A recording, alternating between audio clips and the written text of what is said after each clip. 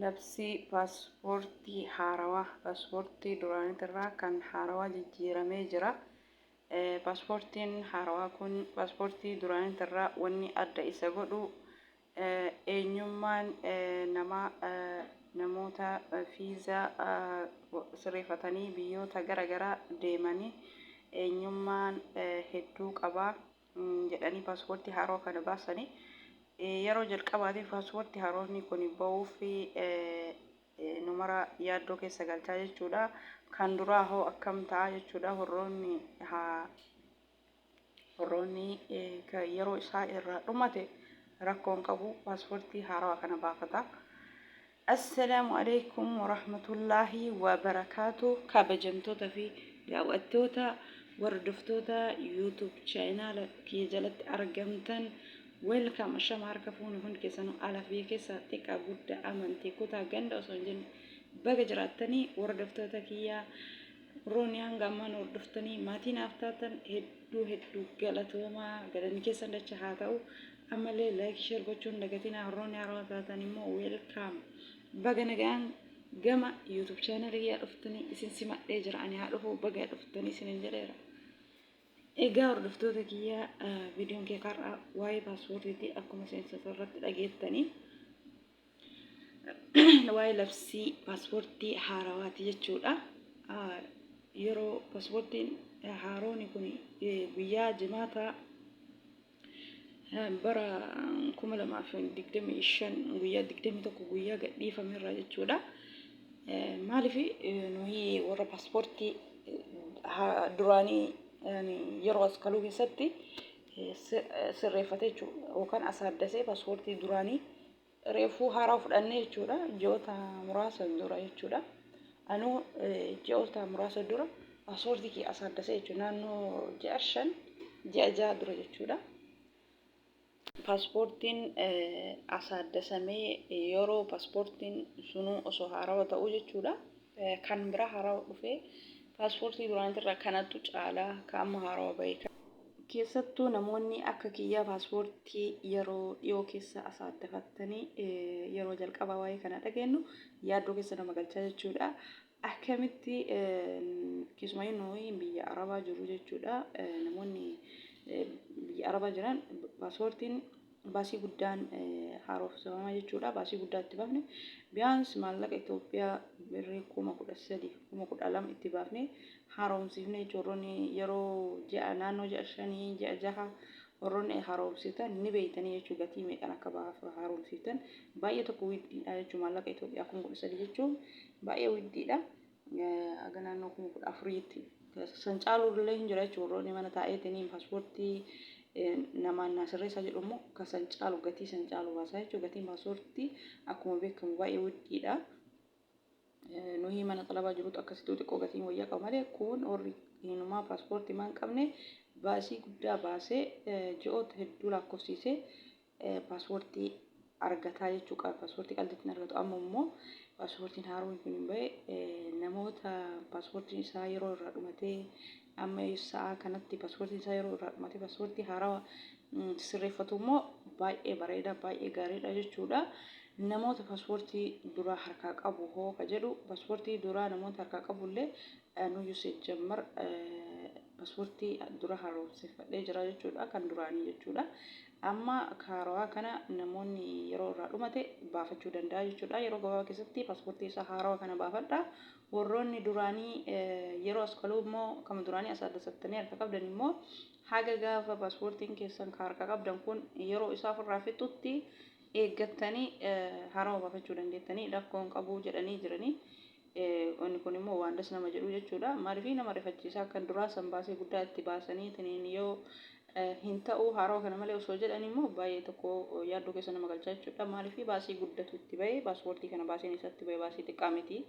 Kanaafuu amma warroonni paaspoortii duraanii asaaddasatee harkaa qabu haga paaspoortiin kennaa waggaa 5 xumurutti itti fayyadamne paaspoortii haarawaa kana gaafa yeroon isaa irraa dhumate haarawaa kana baafanna. Hanga sanii immoo kama duraanii kanaan tajaajilamna. Warroonni paaspoortii duraanii asaaddasatanii akkam taana paaspoortiin haaroonni bahe akkam taana jettanii inni kun oduu gammachiisa jechuudha. Paaspoortiin amma kuni kabaja lammummaa kennaa, kabaja biyyummaa kennaa, kabaja namummaa kennaa ibsa jedhanii akkasii rabbiin keeriyaa godhu. Taani warroonni yeroo as galuu baafattan ni beeytanii jechuudha. Waa'ee paaspoortii haaroo kana gadi fageenyaan sirriitti ni beeytanii. Warroonni paaspoortiin isin jalaa dhume illee yeroo as galuu kanatti isinirraa jalaa dhumate paaspoortii haaroo kana daftanii baafachuu qabdanii.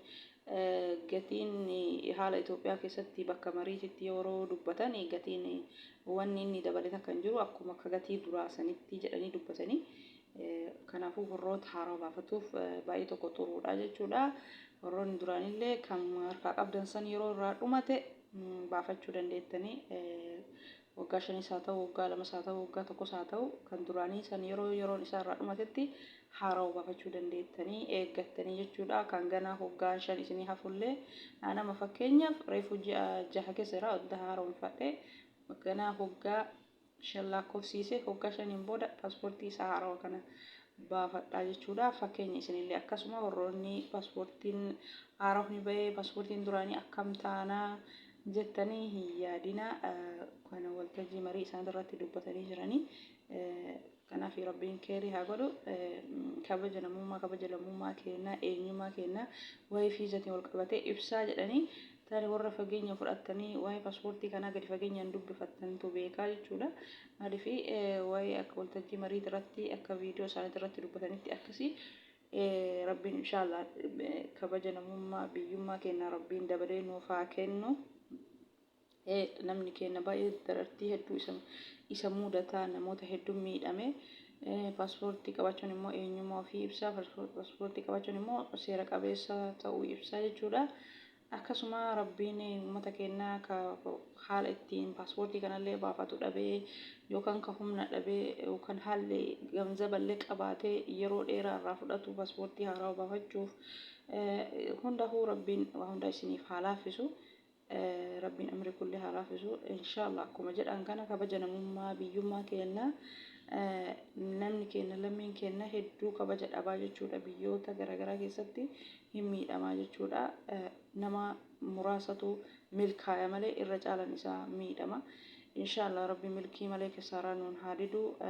Akkuma jedhani nama kabaja argatee biyya namaa kamuu deemee dalagatee of jijjiiree gara biyya ofiitti deebisu rabbiin nu haa taasisu. Waa'een paaspoortii kana fakkaataa hordoftoota kiyya warroonni duraan baafattanillee rakkoon qabu hin yaadina jechuudha. Anuu yeroo dura awwala viidiyoo waa'ee paaspoortii haaraa dhaga'u baay'ee yaade jechuudha. Alhamdulillah amma rakkoon qabu yeroo paaspoortiin kiyya yeroon isaa irraa dhumetti haaromsuu danda'a. Wanni yaadaniif hin jiru jechuudha. Tarii namoonni akka kiyya yaaddoftanii jirtanii paaspoortiin duraanii haaromfadhee kan akkam godhaa akkam haaraa kanas jijjiiradha. Re'anii kan duraanii kana reefu haaromsadhee akka kabajoota muraasa akkam godha ka jedhu yaada keessa nama galcha. Hojiin dhiphatu hin barbaachisu. Nuyyuu tokkoffaa yaadaan ture jechuudha. Yeroo kaluu keessatti paaspoortii kana sirreessee akkam godhaa jedhaa ture. Amma alhamdulillah kiyya yeroo irraa dhumetti haaromfachuu danda'a. Rabbiin achiin nu haa ga'u. Naannoo waggaa 5 boodatti jechuudha. Paaspoortii haaraa argachuuf keessumaa warroonni haaraa baafatan isinitti haa tolu. Paaspoortii haaraa kana baafadhaa. Warroonni paaspoortiin keessa yeroo isinirraa dhumate akkasii rabbiin hunduma kennayyuu rabbiin nu haa laaffisu. Biyyoota namaa kana keessatti kabajaan baanee kabajaan galuu rabbiin nuuf haa katabu. Egaa hordoftoota kiyya viidiyoon kiyya kaarraa waa'ee paaspoortii kana fakkaataa. Viidiyoon kiyya isinitti tolee laayikii sheerii gochuun dagatinaa. Koomantii yaada keessan barreessaa. Hanga viidiyoo biraa qabadhee isinii deebi'utti isin immoo koomantii yaada keessan laayikii sheerii barreessaa. Inshaallah viidiyoo itti aanuuni walitti dachaana. Hordoftoota kiyya waan na dhaggeeffattaniif naaf galatoomaa. Turtii gaarii hanga viidiyoo biraatiin walitti deebinutti. Assalaamu alaykum wa rahmatullahi wa barakaatuh. Hordoftoota kiyya bye bye. Nagayaan naaf turaa.